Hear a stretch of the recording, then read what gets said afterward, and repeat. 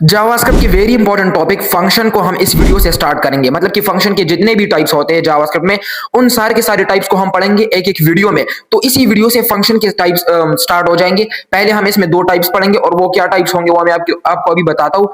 वो ये टाइप है, मतलब कि फंक्शन डिक्लेरेशन और फंक्शन एक्सप्रेशन, इनके बीच में डिफरेंस और इनको देखेंगे। फिर इसके बाद और कुछ टाइप्स है वो भी देखेंगे। जितने भी कॉन्सेप्ट होंगे फंक्शन से रिलेटेड वो सारे सीखेंगे। लेकिन पहले मैं आपको बताऊंगा कि ये फंक्शन क्या होता है। फंक्शन, ये फंक्शन इसको पहले सीखेंगे, फिर मैं इन चीजों पर आता हूं। तो पहले एक सिंपल एग्जांपल से समझते हैं। ये देखो, ये तो आप जानते ही होंगे ना, एटीएम। एटीएम तो आपने कभी ना कभी यूज किया होगा, या अगर यूज नहीं किया तो देखा तो होगा ही कि क्या काम करता है। कैश निकालने के लिए इस्तेमाल होता है। तो एटीएम की तरह ये फंक्शन भी है। तो आपने जहन में इस एटीएम को मतलब इमेजिन करना है कि एक फंक्शन है। एक फंक्शन तो करता है ना, एक मशीन है। तो इसी तरह से ये फंक्शन भी एक मशीन की तरह ही होता है, जो हमसे इनपुट लेता है और हमें एक आउटपुट देता है। अब उसके अंदर हमें लॉजिक का तो पता नहीं होता कि इसके साथ ये क्या ऐसा करता है जिसकी वजह से हमें आउटपुट मिलता है। या आपको मैं एक सिंपल एग्जांपल देता हूं। आप क्या करते हैं, आपका एक एटीएम कार्ड तो होगा ही, आप उसका इस्तेमाल करते हैं और एटीएम के अंदर से आप निकालते हैं कैश। सही है। आपको इसके अंदर मैकेनिज्म का पता नहीं होता, इसके अंदर जो भी लॉजिक्स होते हैं, जो भी काम होता है उसका पता नहीं होता। बस आपको इतना सिर्फ पता है कि मेरे नोट अभी आएंगे इससे, इतना पता होता है। तो इसी तरह से फंक्शन में भी होता है। हम कोई इनपुट डालते हैं, हमें आउटपुट मिलता है। अब आप मुझे पता है, अगर आप बिगिनर है तो आपको पता नहीं होगा कि कैसे ये काम करेगा, इनपुट डालेंगे और आउटपुट मिलेगा। वो सब हम सीखेंगे आहिस्ता आहिस्ता से, काफी अच्छे तरीके से सीखेंगे। तो चलिए स्टार्ट करते हैं। पहले मैं आपको बताऊंगा ये फंक्शन डिक्लेरेशन क्या होता है। डिक्लेरेशन, अगर आपने वीडियोस को मेरे देखा है ना, प्लेलिस्ट को फॉलो किया है, तो आपको इसके बारे में तो पता ही होगा। डिक्लेरेशन, ये वर्ड तो मतलब आप जानते ही होंगे, कुछ ना कुछ तो ये आपने सुना ही होगा। डिक्लेरेशन, वेरिएबल को डिक्लेयर करना, वेरिएबल को इनिशियलाइज करना। इनिशियलाइज करना तो जानते ही होंगे, उस वेरिएबल में वैल्यू असाइन करना। इनिशियलाइजेशन, उस वेरिएबल को डिक्लेयर करना लेट, वेर या कॉन्स्ट से। उस वेरिएबल के स्टार्ट में कोई कीवर्ड लिखना, दिस इज कॉल्ड डिक्लेरेशन। अगर किसी फंक्शन के स्टार्ट में हम फंक्शन कीवर्ड लिख देंगे तो क्या उसको फंक्शन डिक्लेरेशन नहीं बोलेंगे। अगर किसी वेरिएबल के साथ हम वेर, लेट या कॉन्स्ट लिखते हैं तो उस वेरिएबल को हम फिर बोलते हैं कि वेरिएबल डिक्लेयर हो गया। लेकिन अगर किसी फंक्शन के स्टार्ट में हम फंक्शन कीवर्ड लिख दे तो फिर ये भी तो हम बोल सकते हैं ना कि फंक्शन डिक्लेयर हो गया। मतलब कुछ ना कुछ तो समझ चुके होंगे। अगर नहीं समझे कोई मसला नहीं, अभी आपको एग्जांपल से बताऊंगा। ठीक है, तो वीएस कोड पर जल्दी से जाते हैं। और वीएस कोड पर जाने से पहले अगर आपने मेरा चैनल सब्सक्राइब नहीं किया तो जल्दी से चैनल सब्सक्राइब कर दे और वीडियो को भी जरूर लाजमी लाइक कर दे। और चलते हैं वीएस कोड की तरफ। तो मैंने वीएस कोड खोल दिया और उम्मीद करता हूं कि आपने भी अपना वीएस कोड, अपना लैपटॉप रखा हुआ अपने साथ। अगर आप मेरे साथ साथ प्रैक्टिस करते तो इससे आपको काफी फायदा होगा। और ये मैं कई वीडियोस में बताता हूँ कि अपने साथ लैपटॉप रखा करे, जो जो मैं कोड बताता हूँ, जो जो मैं बताता हूँ, सिखाता हूँ, उसको लिखा करे। सही है, खुद से प्रैक्टिस किया करें। चलिए, तो सबसे पहले जो मैंने आपको टॉपिक बताया वो क्या था, वो था फंक्शन डिक्लेरेशन। ये फंक्शन डिक्लेरेशन क्या होता है, तो देखो मैं पहले सिंपल अल्फाज में बताता हूं। मैं एक वेरिएबल बनाता हूं, let name equals to Saqib.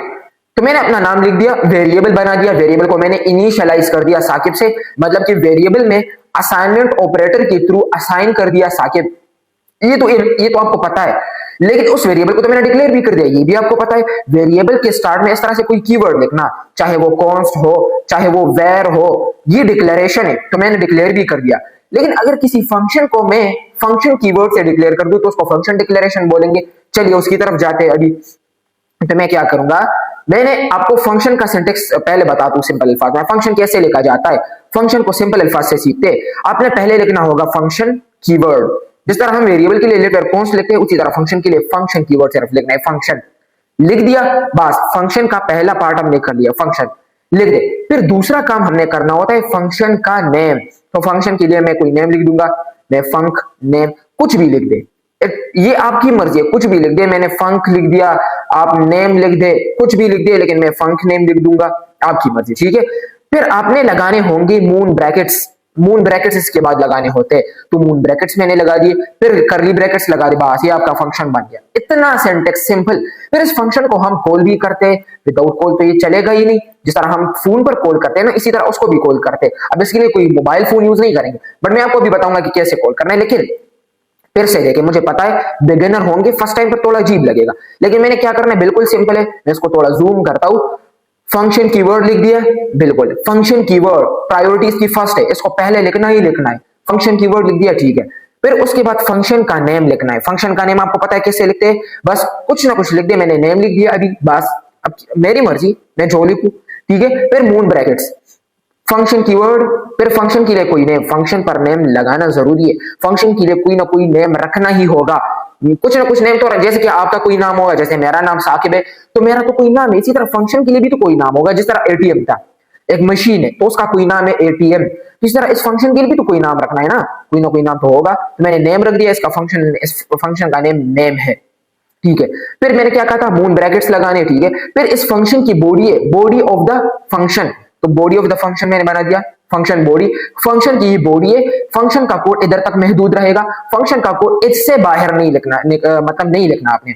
लेकिन अगर मैं इधर कोई कोड लिखूं तो ठीक है, अगर मैं इधर से बाहर कोई कोड लिखूं तो फिर ये ठीक नहीं है, ये मतलब ठीक होगा बट फंक्शन का हिस्सा नहीं होगा। अगर आप सोचते हैं कि मैं इधर कोई कोड लिखूं तो ये भी फंक्शन के अंदर आएगा, नहीं नहीं नहीं नहीं, अगर आप इस कोड को इधर लिखेंगे तो तब ये फंक्शन का हिस्सा है, अगर इसे बाहर लिखेंगे तो फिर हिस्सा नहीं है। क्यों? फिर बॉडी का मतलब ही क्या हुआ, बॉडी ये रेफर करता है कि मेरे अंदर जो कोड होगा वो फंक्शन का कोड होगा, मेरे बाहर जो कोड होगा वो फंक्शन का नहीं है, वो किसी और का है फिर, ठीक है। तो इसके अंदर कोई ना कोई कोड लिखेंगे वो फंक्शन का होगा, बिल्कुल। अच्छा, मैं इतने सिंपल अल्फाज में इसलिए बता रहा हूं क्योंकि अभी जो टॉपिक है वो बिल्कुल फंक्शन बेसिक के, अब जब हम आगे जाएंगे ना फिर उसके बाद एडवांस टॉपिक्स आने वाले, उसके लिए रेडी रहना, काफी मजा आएगा। तो ये बेसिक टॉपिक्स है इसलिए मैं थोड़े ज्यादा बता रहा हूँ, अगर अभी समझे तो फिर बाद में आप समझेंगे अच्छी तरह से और आपको मदद काफी मिलेगी इससे। अगर बेसिक समझेंगे तो जरूर है कि आगे भी आपको मजा आएगा, टॉपिक्स जो एडवांस होंगे, ठीक है। ये तो था, फंक्शन को हमने बना दिया, फंक्शन की बॉडी बना दी, ठीक है। हमने कितने काम कर लिए, जल्दी से मुझे बताना है। खैर खुद से बोले, अब यहाँ के मैं तो आपकी आवाज नहीं सुनूंगा लेकिन बोले, दिल में बोले, फंक्शन कीवर्ड, ठीक है। फंक्शन कीवर्ड लिखना ही लिखना है, तभी तो हम इसको फंक्शन डिक्लेरेशन बोलते। देखो ये फंक्शन था, अगर मैं ये हटा तो फिर ये क्या है, पता नहीं, पता नहीं ये क्या है। लेकिन अगर मैं इस तरह लिख दूं, ओके ओके, अगर मैं इस तरह लिख दूं फिर क्या है, फंक्शन डिक्लेरेशन। ये एक ऐसा फंक्शन है जिसमें हम फंक्शन कीवर्ड का यूज करते, मतलब कि फंक्शन को इस तरह से डिक्लेयर करते, तो इसको बोलते हैं फंक्शन डिक्लेरेशन, सही है। फंक्शन डिक्लेरेशन एक ऐसा फंक्शन जिसमें हम फंक्शन कीवर्ड का यूज करते हैं, फिर फंक्शन नेम लिखते हैं, फिर मून ब्रैकेट्स और फिर करली ब्रैकेट्स, सही है। तो फंक्शन कीवर्ड पहले लगा दिया, फिर फंक्शन का नेम लिख दिया, तीसरा काम हमने मून ब्रैकेट्स नेम के साथ लगा दिया, चौथा काम हमने बॉडी ऑफ द फंक्शन बना दिया, चार काम हमने किए, ये और फिर करली ब्रैकेट, सॉरी फिर ये पैरेंथेसिस यानी मून ब्रैकेट्स और फिर ये करली ब्रैकेट्स, चार काम हो गए, बस इतना आपने काम किया, बहुत काम किया, बहुत ज्यादा। अब मैं आपको इधर एक चीज लिखता है, मैंने लिख दिया मैं एम साकिब खान, ठीक है, मैंने ये लिख दिया, ठीक है। अब मैं आपको कंसोल दिखा दूं, कुछ ना कुछ तो दिखा, आप सोचेंगे कंसोल पर मुझे एम साकिब खान दिखेगा, हाँ बिल्कुल, मुझे कंसोल पर बिल्कुल भी नहीं दिखेगा एम साकिब खान। मैं आपको दिखाता हूं क्यों दिखेगा, हमने कॉल ही नहीं किया, फंक्शन को कॉल करना होता है। आपके जहन में एक सवाल भी आएगा, मुझे पता है, जो थोड़े ज्यादा सोचते हैं, ज्यादा वो क्या होते हैं, इंटेलिजेंट होते हैं, उनके जहन में क्वेश्चन ज्यादा आते हैं, वो ये सोचेंगे कि भाई क्या नौबत आ गई, हम फंक्शन यूज करते हैं, जरूरी क्या है ये काम। तो देखो अभी मैं आपको बताता हूँ, आपके जहन में अभी क्वेश्चन आएगा, मैंने फंक्शन को कॉल कर दिया, फंक्शन को कैसे कॉल करना है, फंक्शन को कॉल ऐसे करना है, मैंने आपको बताया था कि नाम देना जरूरी है, अपना फंक्शन को कोई नाम तो देना ही होगा। तो फंक्शन को जो आपने नेम दिया है ना, उस नेम को कॉपी कर दिया मैंने, ठीक है, और पेस्ट कर दिया, फंक्शन को कॉपी, फंक्शन नेम को पेस्ट। और अब जब मैं कंसोल देखूंगा कुछ भी नहीं मिलेगा, क्यों मिलेगा भाई, पैरेंथेसिस काफी जरूरी है। ये मून ब्रैकेट्स, मून ब्रैकेट्स एक ऐसा तरीका है जो फंक्शन को इन्वोक करने के लिए यूज होता है, समझ गए। फंक्शन को इन्वोक करना, फंक्शन को कॉल करना, फंक्शन को नोटिफाई करना, समझो, मतलब कि फंक्शन को कॉल करता है। ये पैरेंथेसिस एक ऐसा तरीका होता है जिसके जरिए से हम इस पूरी फंक्शन को कॉल करते कि भाई जाग जाओ, भाई अलर्ट हो जाओ, किसी ने तुम्हें कॉल कर दिया तो अपने अंदर जितने भी कोड है उसको एग्जीक्यूट कर दो, तो हम ये पैरेंथेसिस लगाते हैं। अब जब मैंने पैरेंथेसिस लगा दिया, अब देखो वाह मुझे आउटपुट मिल गया। अब मैंने क्या किया, ये नाम लिख दिया। सोचेंगे कुछ लोग कि भाई ये चलो इसको छोड़ दो, ये काम तो मैं ऐसे भी कर सकता था, इसको कंट्रोल सी कर दो, इसको कंट्रोल वी कर दो, देखो और कंसोल देखो, बात तो सही है, फिर मैंने ये क्यों बता दिया, तो मैंने गलती कर दी। नहीं भाई, नहीं भाई, इतना बात, कुछ ना कुछ लॉजिक तो होगा कि मैंने ये फंक्शन बता दिया और जावास्क्रिप्ट वालों ने इसको इंट्रोड्यूस किया, कुछ ना कुछ तो होगा, और वो ये है। चलो मैं आपसे एक काम करने के लिए बोलता हूं, ये तो सिर्फ कंसोल है ना, अगर अगर अगर अगर मैं इधर लिखता फंक्शन के अंदर 50 लाइन का काम, 50 लाइन का कोड, और वो एक ऐसा लॉजिक होता जो कि काफी मतलब वो लॉजिक लिखने में थोड़ा टफ होता, ठीक है, और उस लॉजिक को मैंने फंक्शन के अंदर डिफाइन किया है, तो फिर फायदा ये है कि उस लॉजिक को मैं बार बार नहीं लिखूंगा, टक टक टक टक टाइप नहीं करूंगा, क्या करूंगा, जस्ट इन्वोक द फंक्शन, वो कोड खुद ब खुद चल जाएगा। अपने कोड को रीयूजेबल बनाना है। अगर आप चाहते हैं कि मेरा कोड ऐसा बन जाए जहां पर मैं उसको कॉल कर दूं फंक्शन को और वो कोड चल जाए, तब फंक्शन का यूज कर दे। यानी कि अगर समझो फॉर एग्जांपल ये काफी बड़ा लॉजिक है तो एक लाइन, बट इमेजिन कर दो ये एक 50 लाइन का कोड है, तो क्या इस 50 लाइन के कोड को मैं बार बार लिखूंगा इस तरह से? मैं लिखूंगा कि एम साकिब खान, मैं इसको बार बार इस तरह से लिखूंगा। और अगर आप सोचेंगे कॉपी पेस्ट कर दो, चलो मैंने कॉपी पेस्ट कर दिया, तो इतना ये 50 लाइन का कोड था, तो 50 50 100 50 50 50 200 50 250 50 300 लाइन का कोड सिर्फ और सिर्फ एक लॉजिक को मैंने इतनी बार कंट्रोल सी कंट्रोल वी कर दिया, तो इसने मुझसे 300 लाइन ले लिए। 300 लाइन ले लिए कि कितने ले लिए, चलो छोड़ो, तो इतने ज्यादा लाइन इसने मुझसे ले लिए। लेकिन मैं चाहता हूं कि नहीं भाई, मुझे कोड भी ज्यादा लिखना है, ठीक है, और अगर उस कोड को मुझे रीयूज करना है ना, तब भी वो जगह कम ले। हाँ, आपने इस तरह तो नहीं करना कि सिर्फ कोड लिखना है, आपने ये भी करना होगा कि अपने कोड को ऑप्टिमाइज करना है, अपने कोड को छोटा छोटा लिखना है, अपने कोड को काफी साफ लिखना है। कोड ऐसा होना चाहिए जो देखने में आसान हो, इजी टू रीड हो। इस तरह ना सोचे कि आप इसको सिर्फ देखेंगे, दूसरा बंदा, आप इस तरह सोचे कि अभी कोई दूसरा बंदा आएगा मेरे कोड को देखेगा, मतलब कि वो समझता हो कोडिंग को, इस तरह नहीं कि कोई दूसरा आए और वो मेडिकल का स्टूडेंट हो, नहीं, अगर वो भी कोडिंग से रिलेटेड हो, कोई सॉफ्टवेयर इंजीनियर हो, अगर आप कोड को देखते हो वो भी समझ जाए कि हाँ कुछ लिखा है, ये इसमें ये लॉजिक है। खुद के लिए सिर्फ ना सोचे, दूसरों के लिए भी सोचे कि कोई आएगा और मेरे कोड को देखेगा, तो कोड को साफ रखे। सही है। अब मैं जो बात करने वाला था वो ये था कि आपने अपने कोड को, अपने लॉजिक को रियूजेबल बनाना है। रियूजेबल कैसे बनाएंगे? फंक्शन के थ्रू बनाएंगे ना। फंक्शन के अंदर आपने कोई बड़ा कोड लिख दिया तो उस कोड को आपने बार बार कॉपी पेस्ट नहीं करना, उस कोड को बार बार नहीं लिखना, जस्ट फंक्शन में रैप कर दे और उस फंक्शन को बार बार कॉल कर दे और फिर देख ले 3 बार कॉल किया 3 बार मिल गया। ये देखिए, अगर ये 50 लाइन का कोड, मैंने आपको इमेजिन के लिए बोला था ना कि ये 50 लाइन का कोड है, बस सोचे ये 50 लाइन का कोड है, तो क्या मैं इस 50 लाइन के कोड को अगर 3 बार इस तरह से लिख दा तो 150 लाइंस बन जाते। ये आप एग्जांपल दे रहा हूं इसलिए मैं बोल रहा हूं 50 लाइन का, तो 150 लाइन बन जाती, क्योंकि 3 बार जब 50 50 लिख दो तो 150 बन गया। तो 150 लाइंस बन गई एक लॉजिक को मैं जब बार बार लिखूंगा। तो मैं ऐसा नहीं कर सकता कि उसको एक बार डिफाइन कर दूं और फिर उसको रीयूज करूं, एक बार डिफाइन कर दूं फिर जहां पर उसकी जरूरत हो वहां पर उसको यूज करूं। क्यों नहीं कर सकता? फंक्शन के थ्रू। फंक्शन में उस लॉजिक को एक बार डिफाइन कर दो, फिर उस फंक्शन को आपने क्या करना है, जहां पर उसको जरूरत हो, उस लॉजिक की जहां पर जरूरत हो, जस्ट उस फंक्शन का नाम लो। उस फंक्शन का क्या नाम है? उस फंक्शन का नाम है नेम, NAME। तो बस मैंने नेम लिख दिया, नेम के साथ मून ब्रैकेट्स लगा दिए, क्योंकि मून ब्रैकेट्स का तरीका एक ऐसा तरीका है जिसके जरिए से हम फंक्शन को इन्वोक करते। अगर आप मून ब्रैकेट्स नहीं लगाएंगे या पैरेंथेसिस नहीं लगाएंगे तो कुछ भी देखने को नहीं मिलेगा। तो आपने मून ब्रैकेट्स जरूर लगाने हैं, इसलिए आपको एम साकिब खान मिल रहा है। तो मतलब कि 50 लाइंस को मैंने एक लाइन में लिख दिया, 50 लाइन का कोड था उसको मैंने एक लाइन में लिख दिया, ठीक है। तो ये था फंक्शन डिक्लेरेशन। फंक्शन डिक्लेरेशन क्यों बोलते हैं? यानी कि किसी भी फंक्शन को फंक्शन कीवर्ड के साथ बनाना, किसी भी फंक्शन को फंक्शन कीवर्ड के साथ बनाना, यानी कि फंक्शन कीवर्ड से डिक्लेयर करना किसी फंक्शन को, फंक्शन डिक्लेरेशन कहलाता है। बस आपने सिंपल इस फंक्शन की जो सिंटैक्स है ना, इसको जहन में रखे, आपको पता चल जाएगा कि हाँ ये एक फंक्शन डिक्लेरेशन वाला फंक्शन है। और फंक्शन को कॉल कैसे करना है? बस इस तरह से फंक्शन का नेम लिखे, साथ में पैरेंथेसिस मस्ट, और बस ये फंक्शन 2 बार कॉल हो गया। जब जब इस फंक्शन की मुझे जरूरत होगी, जब जब मुझे इस लॉजिक की जरूरत होगी, तब मैं इसको कॉल करूंगा, ठीक है। बाकी अगर समझ नहीं आया ना, आगे हम प्रोजेक्ट्स बनाएंगे उसमें समझ आएगा, लेकिन फिर भी इसको प्रैक्टिस जरूर करें इस पर, ठीक है। अब मैं इसमें एक बात बताता हूं, अगर मैं इसको इधर कॉल कर दूं, मैं ऊपर कॉल कर दूं, फंक्शन मैंने डिफाइन किया नीचे, लेकिन मैंने इसको कॉल किया ऊपर। अब ये जो कॉन्सेप्ट इसमें आता है वो कॉन्सेप्ट हम पढ़ेंगे तकरीबन कुछ वीडियोस के बाद, हम इसको पढ़ेंगे। एक कॉन्सेप्ट इसमें होता है, उस कॉन्सेप्ट को अच्छी तरह से सीखेंगे। लेकिन पहले ये देखें, मैंने फंक्शन को इस तरह बना दिया, फंक्शन को कॉल ऊपर कर दिया और डिफाइन नीचे किया। क्या ये मुझे आउटपुट देगा? जरूर। देखो मुझे मिल गया एम साकिब खान, तो जरूर देगा ही देगा। मुझे एम साकिब खान मिल गया, इसका मतलब है कि फंक्शन को हम इस तरह से ऊपर कॉल करते तभी ये काम करते। बट फंक्शन डिक्लेरेशन दिमाग में रखे, ठीक है। अच्छा मैं इसको खोलता हूं, ये किधर है? Function declaration. ये जो मैंने ये काम आपको बताया, ये काम सिर्फ फंक्शन डिक्लेरेशन में होता है, ये फंक्शन एक्सप्रेशन में नहीं होता।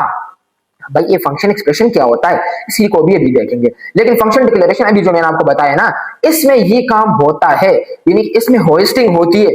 अब डर ना जाए कि होस्टिंग क्या होता है। होस्टिंग मीन ऊपर की तरफ ले जाना। अब मैं ऊपर की तरफ ले जाना ये सब अब मैं आपको बताऊंगा जब हम होस्टिंग का टॉपिक पढ़ेंगे, ये भी इसी फंक्शन के टॉपिक्स में आता है, इसी को सीखेंगे होस्टिंग के टॉपिक को, और ये भी देखेंगे कि कैसे मतलब फंक्शन को नीचे डिफाइन किया, कॉल ऊपर किया, तो कैसे इसने इसको याद किया जावास्क्रिप्ट ने और उसको पता था कि हाँ मैं एम साकिब खान दिखाऊंगा। इस पर हम चर्चा करेंगे और वो भी कुछ टॉपिक्स के बाद, ठीक है। तो आपने याद रखना है, और खैर मैं याद दिला दूंगा अगर आपको याद नहीं होगा, मैं आपको बताऊंगा कि ये कैसे होता है इसको ऊपर का, ठीक है। अब आते हैं फंक्शन एक्सप्रेशन। अब फंक्शन एक्सप्रेशन क्या है? सिंपल, बिल्कुल सिंपल है। आपने जिस तरह ये देखा ना, बस इसमें थोड़ी सी चेंजेस करेंगे, इसी को इसमें थोड़ी सी चेंजेस करेंगे, इसको फिर हम बोलेंगे फंक्शन एक्सप्रेशन। अब क्या चेंजेस करेंगे देखो, इधर गौर से देखे, इधर गौर से देखे, फंक्शन का नेम था, फंक्शन के नेम को मैंने कंट्रोल एक्स करके कट कर दिया, और मैं इधर आऊंगा और मैं एक वेरिएबल डिक्लेयर करके, वेरिएबल क्या डिक्लेयर कर दिया, जो आपने फंक्शन का नेम कॉपी किया तो उसको इधर पेस्ट कर दिया, वो आपका वेरिएबल बन जाएगा। नाइस। अब मैं अगर इधर नेम लिख दूं और इधर इसको कॉल कर दूं तो क्या मुझे एम साकिब खान मिलेगा? Obviously, okay. देखो ऑब्वियस सी बात है, क्योंकि जब मैंने किसी फंक्शन को उसी फंक्शन नेम में असाइन कर दिया और फिर मैं उसको कंसोल करा रहा हूं, ठीक है, मैं उसको सॉरी कंसोल नहीं करा, उसको मैं कॉल करा रहा हूं, तो मुझे कंसोल करके देगा ही। और आपको मैंने बताया भी था कि function is non primitive, non primitive होता है, ठीक है, पास बाय रेफरेंस, ये चीजें खैर कोई मसला नहीं, ये जो पास बाय रेफरेंस होता है, वैल्यू होता है, पास बाय वैल्यू, ये टॉपिक्स मैं आपको डिटेल से पढ़ाऊंगा, आगे के टॉपिक्स आने वाले हैं, ये भी काफी मजेदार टॉपिक्स है, इसको पढ़ेंगे। और ये जो आपको दिख रहा है ना, ये फंक्शन, ये फंक्शन एक्सप्रेशन इसको बोलते हैं। तो फंक्शन को, उस फंक्शन को वेरिएबल में स्टोर करना, फंक्शन डिक्लेरेशन तो देखा था कि फंक्शन को डिक्लेयर करना फंक्शन कीवर्ड से, और फंक्शन नेम लिखते थे, कोई भी वेरिएबल नहीं होता था, लेकिन इसमें वेरिएबल होगा। तो फंक्शन को वेरिएबल में स्टोर करना फंक्शन एक्सप्रेशन कहलाता है। लेकिन उसी तरह फंक्शन है, बस उसमें जो नेम था, मैंने इधर नेम लिखा था, उस नेम को मैंने इधर से कट कर दिया, ठीक है, और इधर मैंने उसको लगा दिया, तो मतलब फंक्शन का जो नेम था, अब वो फंक्शन का नेम वेरिएबल बन गया। फंक्शन का नेम वेरिएबल बन गया तो उसको बोलते फिर है फंक्शन एक्सप्रेशन। ये फंक्शन एक्सप्रेशन है। आप सोचेंगे कि फंक्शन एक्सप्रेशन ठीक है, तो फिर फंक्शन एक्सप्रेशन और फंक्शन डिक्लेरेशन में फर्क क्या हुआ? वही फंक्शन, ये भी था, ये भी वही काम कर रहा है, बट मैं छोटा सा डिफरेंस अभी बता देता हूं। वो डिफरेंस ये है, एक तो ये है कि इसको हम वेरिएबल में स्टोर करते हैं, उसमें हम वेरिएबल नहीं बनाते थे, उसमें सीधा फंक्शन डिक्लेयर होता था, फंक्शन नेम होता था। इसमें जो फंक्शन नेम है ना, वो इधर हम वेरिएबल लगाते, मतलब कि फंक्शन का नेम वेरिएबल बन गया। अब यही इसका फंक्शन नेम है, यानी कि ये जो नेम है यही फंक्शन का नेम है, फंक्शन का नेम इधर वेरिएबल की जगह पर आ गया, ठीक है। दूसरी बात आपको मैंने बताया था, अगर मैं फंक्शन डिक्लेरेशन को इस तरह से पहले ऊपर कॉल करता था तो वो कॉल हो जाता था, बट अगर फंक्शन एक्सप्रेशन को मैं ऊपर कॉल करता हूं तो ये कॉल नहीं होगा, ये मुझे एरर देगा। अभी देखें, इसने मुझे रेफरेंस एरर दे दिया। देखो एरर को गौर से देखें, can not access name before initialization. अब इसका रीजन मैं बता देता हूं, बाकी जो मैंने आपको फंक्शन डिक्लेरेशन में बताया था कि वो कैसे कॉल होता है, उसका रीजन कुछ वीडियोस के बाद, और इसका रीजन अभी मैं बता देता हूं। भाई देखो, आपने तो पढ़ा ही होगा कि वेरिएबल को हम क्या करते हैं, वेरिएबल को हम डिक्लेयर करते हैं। तो अगर सिंपल वेरिएबल भी ये होता ना, और उस वेरिएबल को मैं ऊपर कंसोल करता, या आपको मैं बताता हूं सिंपल अल्फाज से, उसको देखते फिर आपको समझ आएगा। मैंने बना दिया let name equals to M Sakib Khan, ठीक है, और मैं इसको कंसोल इधर करता हूं। अब देखिए मुझे अभी भी एरर आएगा, मुझे अभी भी रेफरेंस एरर आ गया, उसी तरह एरर जिस तरह मुझे फंक्शन के टाइम पर मिला था, मतलब कि सिमिलर है दोनों, बस फर्क ये है कि ये एक स्ट्रिंग है और उसमें एक फंक्शन था। तो जिस तरह फंक्शन को वेरिएबल में हम स्टोर करते हैं ना, तो ये भी तो वेरिएबल ही है, जिस तरह ये वेरिएबल था। तो इसने मुझे कहा कि can not access name before initialization. Initial function को आपने जहां पर इनिशियलाइज किया है, उससे पहले मैं इस नेम वेरिएबल को एक्सेस नहीं करा, मतलब कि फंक्शन को मैंने, फंक्शन नहीं सॉरी, मतलब कि नेम वेरिएबल को आपने जहां पर इनिशियलाइज किया है उससे ऊपर मैं नेम को एक्सेस नहीं कर पा रहा। Can not access name before initialization, जहां पर तुमने इसको डिफाइन किया है, जहां पर तुमने इस नेम वेरिएबल को डिफाइन किया है, इस नेम वेरिएबल को मैं इसकी इनिशियलाइजेशन से पहले, देखो इनिशियलाइजेशन यानी कि असाइनिंग वैल्यू को नेम में असाइन करने से पहले मैं इस नेम को ऊपर असाइन, मैं एक्सेस नहीं कर पा रहा। तो इसी तरह का एरर तो मुझे इधर भी मिला ही है। अब ये क्यों भाई, इतना बड़ा वेरिएबल दिख रहा है तो वेरिएबल ही है ना, जब वेरिएबल का यूज किया है तो उसी तरह एरर भी आपको मिलेगा। वेरिएबल यूज किया है इसलिए मुझे वही एरर मिल गया, reference error, can not access name before initialization. आपने वेरिएबल में इनिशियलाइज किया है, यानी ये फंक्शन आपने इनिशियलाइज किया है इस नेम वेरिएबल में, तो इस नेम वेरिएबल की इनिशियलाइजेशन से पहले मैं इसको एक्सेस ही नहीं कर पा रहा। ये कॉल बोल रहा है, मैं जब फंक्शन को कॉल कर रहा था ना, तो ये लाइन बोल रहा है कि मैं इस नेम को एक्सेस ही नहीं कर पा रहा बिफोर इट्स इनिशियलाइजेशन, इसकी इनिशियलाइजेशन से पहले मैं इसको एक्सेस ही नहीं कर पा रहा। तो इसका मतलब है इसमें वो फंक्शन डिक्लेरेशन वाला काम नहीं होता, इसमें होस्टिंग नहीं होती, ऊपर ले जाने का काम। मैं आपको ये बताऊंगा कि ये क्या होता है, बस इस पर आप दिमाग ना लगाए, बस इतना समझे कि फंक्शन डिक्लेरेशन और फंक्शन एक्सप्रेशन में ये भी फर्क है कि हम इसको ऊपर कॉल नहीं कर सकते अगर फंक्शन इनिशियलाइजेशन या फंक्शन डिफाइन करने से पहले हम फंक्शन एक्सप्रेशन को कॉल नहीं करते, लेकिन फंक्शन डिक्लेरेशन को हम उसकी डिफाइनिंग से पहले भी कॉल करते थे। अब ये हम सीखेंगे फंक्शन डिक्लेरेशन का जो रीजन था कैसे कॉल करते, उसको हम सीखेंगे कुछ टॉपिक्स के बाद। बाकी ये जो मैंने आपको बता दिए फंक्शन डिक्लेरेशन, फंक्शन एक्सप्रेशन, अगर इसमें किसी टाइप का डाउट है, कंफ्यूजन जो भी मुझे बता दे। बाकी जितने भी टॉपिक्स है, पैरामीटर्स, आर्गुमेंट्स, रिटर्न वैल्यू, जी हम सीखेंगे इसके बाद एक एक टॉपिक करके। हम इसके टाइप्स भी सीखेंगे, इंपॉर्टेंट एडवांस टॉपिक सब सीखेंगे। तो ये इतना ही इस वीडियो में। अगर वीडियो अच्छी लगी हो तो वीडियो को जरूर लाइक कर दे, चैनल को जरूर सब्सक्राइब कर दे। तो अभी के लिए इस वीडियो में बस इतना ही, मिलते हैं नेक्स्ट वीडियो में। आपका बहुत बहुत शुक्रिया।